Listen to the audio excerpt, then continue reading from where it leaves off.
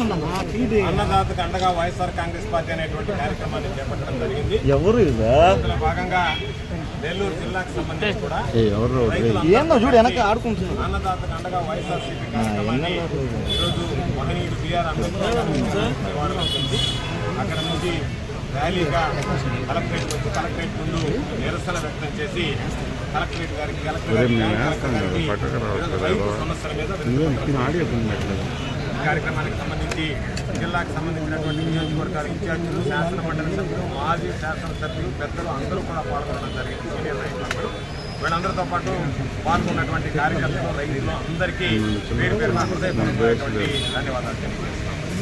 ఈరోజు ఒక్కసారి ఆలోచన చేస్తే చంద్రబాబు నాయుడు ఎన్నికలకు ముందు రైతాంగానికి సంబంధించి అన్నదాత సుఖీభావ అనే పేరుతో 20,000 రూపాయలు పెట్టుబడి సహాయం ఇస్తాను, ఎన్నికలు అయిపోయిన వెంటనే నేను దీనిని అమలు చేస్తానని హామీ ఇవ్వడం జరిగింది. అందరూ పాపం ఆశించారు. ఖరీఫ్ సీజన్ దాదాపుగా మిగతా జిల్లాలో పూర్తయింది, మన జిల్లాలో కూడా దాదాపుగా నాటు చేసుకునేటువంటి పరిస్థితి. ఎందుకంటే నెల్లూరు జిల్లా లేట్ ఖరీఫ్ అర్లీ రబీ కావచ్చు. అటువంటి నేపథ్యంలో ఈరోజు ఒక్కసారి చంద్రబాబు నాయుడు గారి విధానాలను చూస్తే గతంలో జగన్మోహన్ రెడ్డి గారి విధానాన్ని బేరీజ్ వేసుకోవాల్సినటువంటి పరిస్థితి.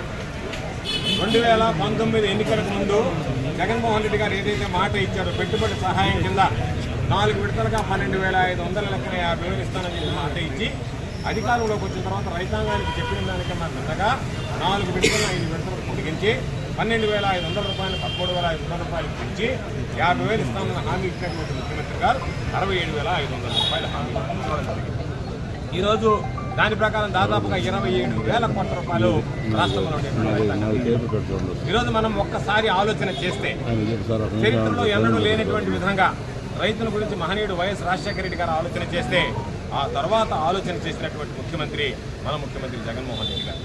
పాపం రైతులు పెట్టుబడి సహాయం కోసం అధిక మొత్తంలో వడ్డీలు తెచ్చుకొని చితికిపోయి వాళ్ళు పండించినటువంటి పంటని ఫలసాయాన్ని ఏర్పడుతున్నటువంటి నేపథ్యంలో పెట్టుబడి సహాయం అందించి రైతులను ఆదుకోవడం జరిగింది.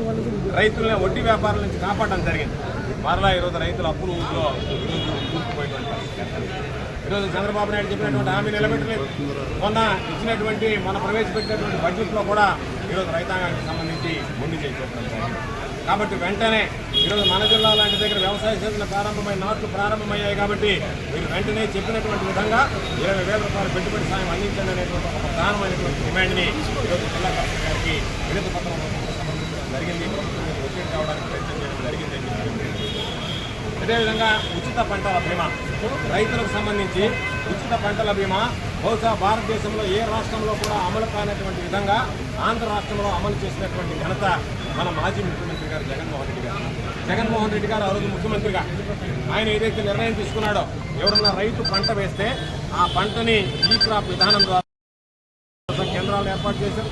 10,778 రైతు భరోసా కేంద్రాలు ఈ రాష్ట్రంలో ఏర్పాటు చేసి విలేజ్ అగ్రికల్చర్ అసిస్టెంట్ దాంట్లో నుంచి ఎవరైతే ఏ పంట వేస్తారో ఆ విలేజ్ అగ్రికల్చర్ అసిస్టెంట్ వెళ్ళి దాని మీద ఈ క్రాప్ నమోదు చేసి వెంటనే ప్రభుత్వానికి నివేదిస్తే ప్రభుత్వం ఒక వంతు భరిస్తుంది, రాష్ట్ర ప్రభుత్వం, కేంద్ర ప్రభుత్వం ఒక వంతు భరిస్తుంది, రైతు ఒక వంతు భరిస్తాడు. కాబట్టి కేంద్ర ప్రభుత్వం ప్రధానమంత్రి ఫసల్ బీమా యోజన కింద ఇచ్చేటువంటి ఒక వంతుతో పాటు రాష్ట్ర ప్రభుత్వం వాటా, రైతుల వాటా కూడా దానికి సంబంధించినటువంటి ప్రీమియం రెండు కూడా రాష్ట్ర ప్రభుత్వమే భరించడం జరిగింది. అయితే యూనివర్సలైజేషన్ కింద కొంతమంది ప్రధానమంత్రి ఫసల్ బీమా యోజనలో కవర్ కాకపోతే ఈ దేశంలో మొట్టమొదటిగా ప్రధానమంత్రి ఫసల్ బీమా యోజన నుంచి వైదొలిగి కేంద్ర ప్రభుత్వం వాటా, రాష్ట్ర ప్రభుత్వం చెల్లించాల్సినటువంటి ప్రీమియం వాటా, రైతు చెల్లించాల్సినటువంటి ప్రీమియం వాటా 100% ప్రీమియం చెల్లించినటువంటి ఘనత మాజీ ముఖ్యమంత్రి జగన్మోహన్ రెడ్డి గారికి మన నాయకుడు అని చెప్పి సందర్భంగా తెలియజేస్తున్నారు. ఆ తర్వాత రాష్ట్రం ఏ విధంగా రైతులకు అండగా నిలిచిందనేటువంటిది అనేక రాష్ట్రాలు పరిశీలించిన తర్వాత అన్ని రాష్ట్రాలు కేంద్ర ప్రభుత్వం దగ్గరికి వెళ్ళి ఆంధ్ర రాష్ట్ర ముఖ్యమంత్రి జగన్మోహన్ రెడ్డి గారి పంతాలో మేము పయనిస్తాం, కాబట్టి మేము కూడా యూనివర్సలైజేషన్ పాలసీ కనుక తీసుకోకపోతే ఈరోజు కౌలు సంబంధించినటువంటి ఫారెస్ట్ భూములకు సంబంధించి కావచ్చు, ఎండోమెంట్ భూములకు సంబంధించి కాబట్టి వాళ్ళకు కూడా మీరు కనుక ఈ ఉచిత బీమా అమలు చేయకపోతే మేమందరం కూడా ప్రధానమంత్రి ఫసల్ బీమా నుంచి బయటకు వస్తామంటే ఆ రోజు నరేంద్ర సింగ్ తోమర్ గారు జోక్యం చేసుకుని ఆయన అన్ని రాష్ట్రాలు ఈ దేశంలో ఉండేటువంటివి జగన్మోహన్ రెడ్డి గారు సూచించినటువంటి విధంగానే మేము 100% యూనివర్సలైజేషన్ కింద ఈ పాలసీ తీసుకొస్తామని చెప్పి ఉచిత పంటల బీమాకి శ్రీకారం చుట్టడం జరిగింది. కాబట్టి దేశంలోనే ఉచిత పంటల బీమాకు నాంది పలికినటువంటి వ్యక్తిగా, దాన్ని సమర్థవంతంగా సంపూర్ణంగా కొనసాగించినటువంటి వ్యక్తిగా జగన్మోహన్ రెడ్డి గారు అడుగులు వేస్తే ఈరోజు చంద్రబాబు నాయుడు వచ్చి రాగానే మీరు ఇష్టం వస్తే కట్టండి, లేకపోతే కట్టకండి, మీరు కడితే మీకు సంబంధించినటువంటి మ్యాచింగ్ షేర్ మాత్రం నేను ప్రీమియం కడతామని చెప్పి ఉచిత పంటల బీమాకు మంగళం పాడడం జరిగింది. ఆ మంగళం పాడడం వల్ల రైతులు నష్టపోతున్నారు. కాబట్టి ఈరోజు జిల్లా జాయింట్ కలెక్టర్ గారికి చెప్పాం, మీరైనా రైతుల కష్టాలని ప్రభుత్వం దృష్టికి తీసుకెళ్లి మరలా దాన్ని పునరుద్ధరించి ఈరోజు రైతులకు సంబంధించినటువంటి ఉచిత పంటల బీమాని కొనసాగించండి. అదేవిధంగా రైతులకు సంబంధించినటువంటి ఎరువులు ఏదైతే ఉందో, విత్తనాలు ఏదైతే ఉన్నాయో అవి రైతు భరోసా కేంద్రాల ద్వారా పంపిణీ చేసేటువంటి రైతుల ముందుకి చేరేందుకు ఈరోజు ఆసుపత్రి పెరగడానికి ముందుగా ఈ డబ్బు కడితే మేము సొసైటీల ద్వారా మీకు లోన్లు దించుతామని చెప్పి అవి కూడా పక్షపాత వైఖరితో కేవలం తెలుగుదేశం పార్టీకి సంబంధించినటువంటి వ్యక్తులకే ఈరోజు గ్రామాల్లో యూరియా సరఫరా చేసింది. బయట కొనుక్కుంటే బ్లాక్ మార్కెట్ ఒక పక్క కాంప్లెక్స్ ఎరువులు కొనుక్కుంటే తప్ప మేము మీకు యూరియా ఇవ్వమని చెప్పి డిఏపీ ఇవ్వమని చెప్పి పాపం డీలర్లు రైతులు ఇబ్బంది పెట్టేటువంటి పరిస్థితి ఏర్పడింది.